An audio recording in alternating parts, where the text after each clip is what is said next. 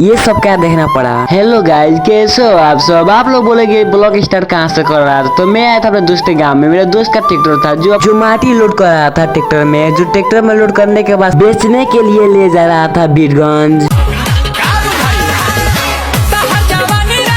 Finally कुछ देर के बाद हम आगे बीरगंज में आने के बाद सीधे यहाँ पर माटी को गिरा दिया।